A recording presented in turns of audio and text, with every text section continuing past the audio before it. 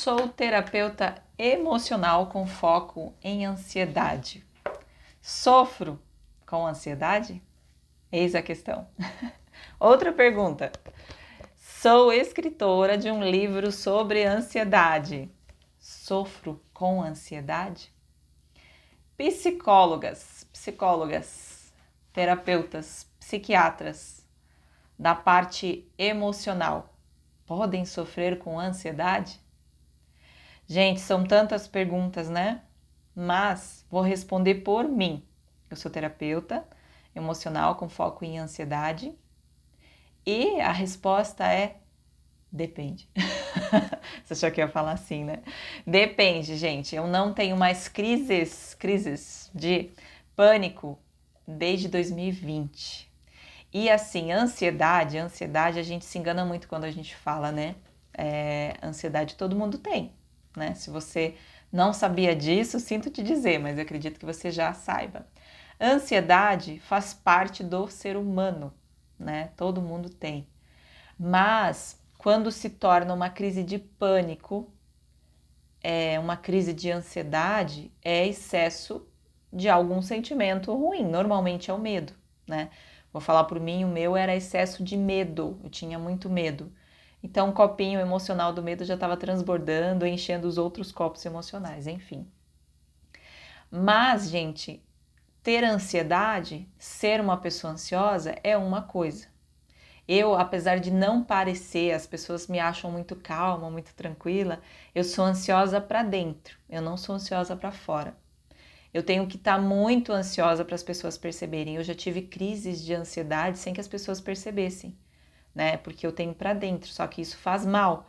E para fora também faz mal, né? Pessoas muito explosivas, muito ansiosas externamente, né? Também faz mal para as pessoas. A ansiedade em excesso faz mal para todo mundo.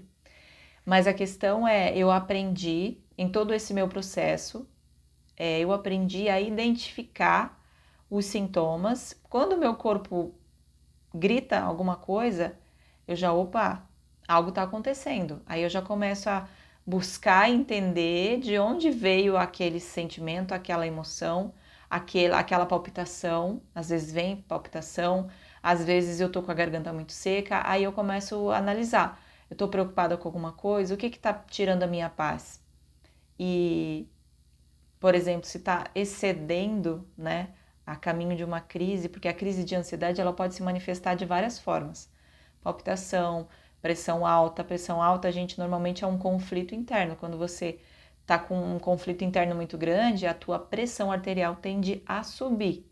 Quando você tem pressão baixa, é que o teu corpo está falando que você precisa descansar, né? Então são coisas que eu aprendi a identificar ao longo desse processo.